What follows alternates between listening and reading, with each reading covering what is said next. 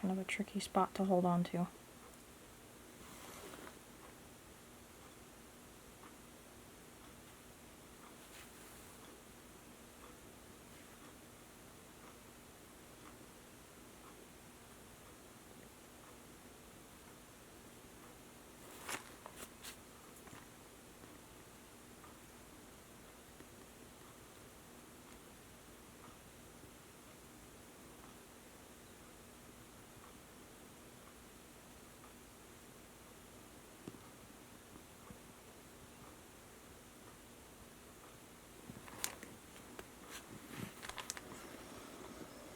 Okay, I'll wrap a little back around to this side.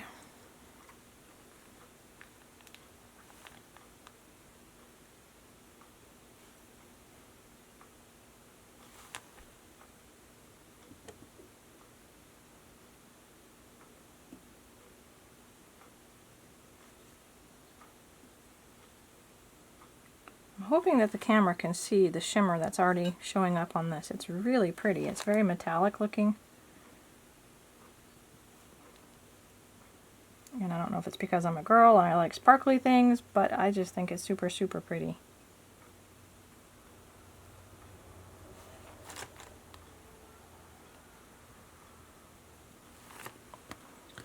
Alright, almost to the base.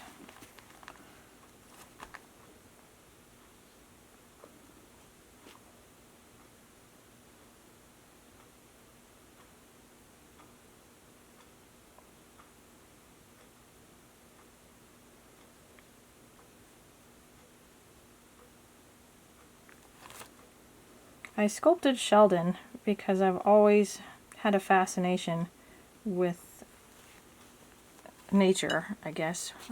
When I was a small child, my favorite thing to do and place to be was in the garden playing with the dirt, with the bugs, with things that my mother, I'm sure, had creepy crawlies and she didn't appreciate. I brought in way too many snakes and frogs, and she was patient and tolerated them. I would rescue worms from the gutters and maybe not rescue them in her opinion, but that's what I thought I was doing. So I've always loved nature. I love seeing them up close. You know, this snail may not be obviously a realistic size. I know snails come this big in some fancy pants foreign countries of tropicalness, but not anywhere I've ever seen. But even as minute as the size of a dime, they have such amazing detail and are such a cool looking little creation. And I figured every little enchanted creature needs a little pet, and what better to have for an enchanted pet that comes out at night than a snail who also rather likes to be out at night.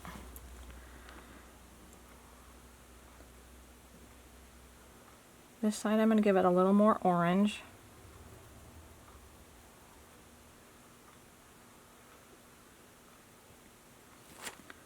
Just because we have more space to work with.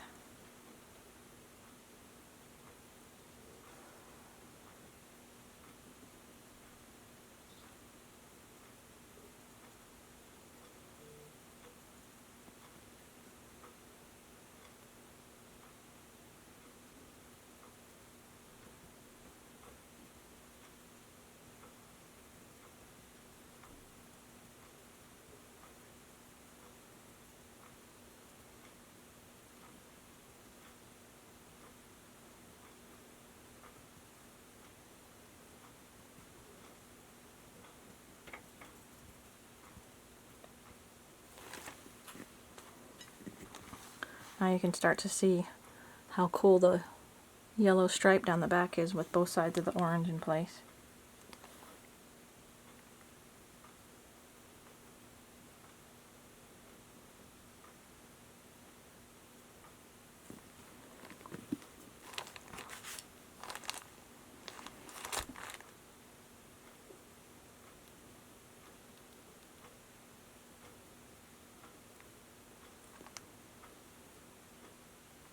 This paint is the perfect texture today.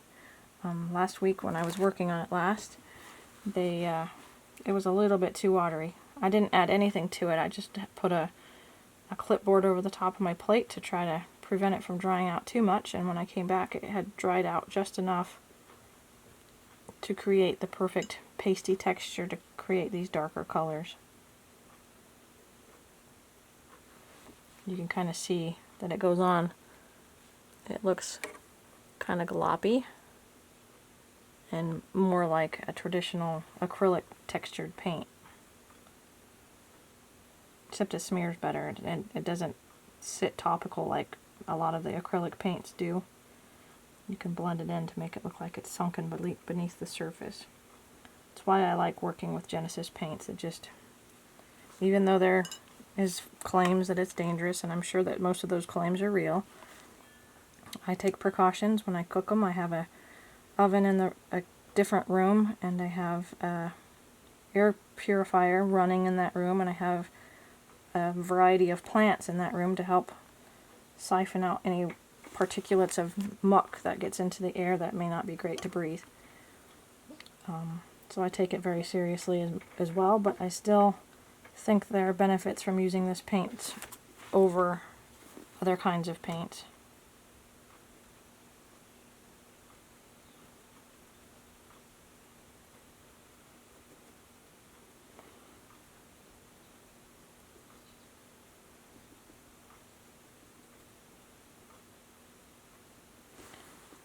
I always wondered, though, who picked up the first bottle of Genesis Heat Set paints to try it on a piece of vinyl, and who in their right mind would have stuck a piece of vinyl in the oven to begin with. The things we do for art, I swear. It's amazing.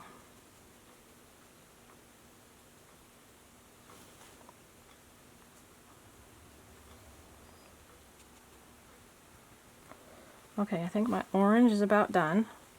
This side is a much brighter, or not much brighter, but a much thicker stripe than this side, but I ran out of, well, I didn't run out, I just chose to make this side. Oh, I smeared him, see? It's setting them down and it buggers them up. So we have to go touch that up.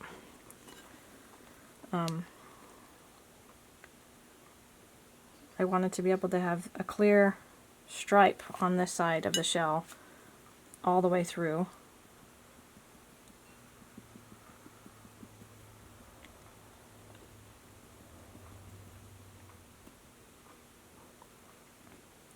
I think that's it.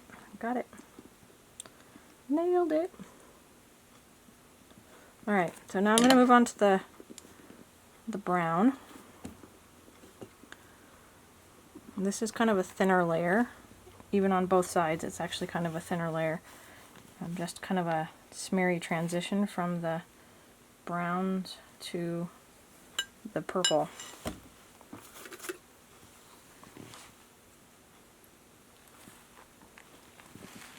Again, we're going to stick it on in a similar fashion as we did the orange.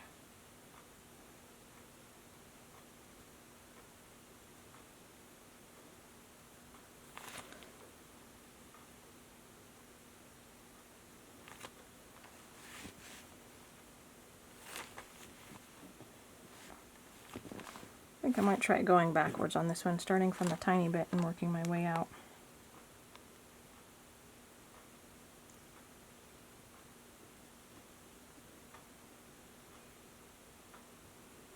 This brown is not as brown as I would like, but the pigment powders that I have are not as brown as I was expecting when I got them.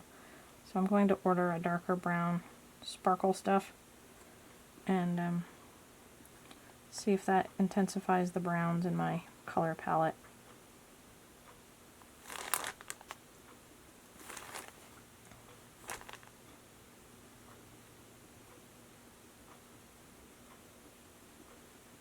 When I get to the purple, I'm going to add more purple on the very final layer and have streaks coming up into the shell.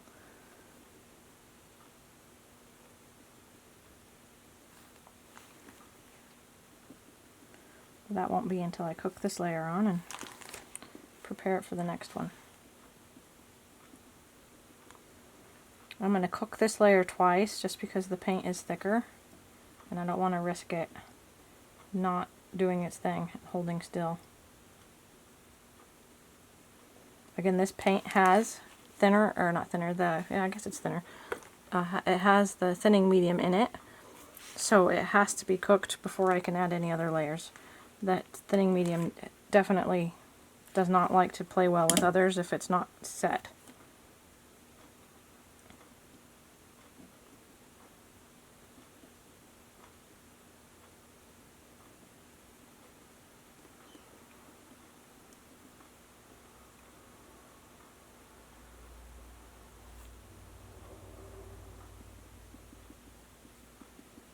Okay, so that side's pretty close to done. It's gently fading from the brown to the gold, or the brown to the orange to the gold and back to the orange. Alright, so we're going to go to this side. Try not to smear it off again.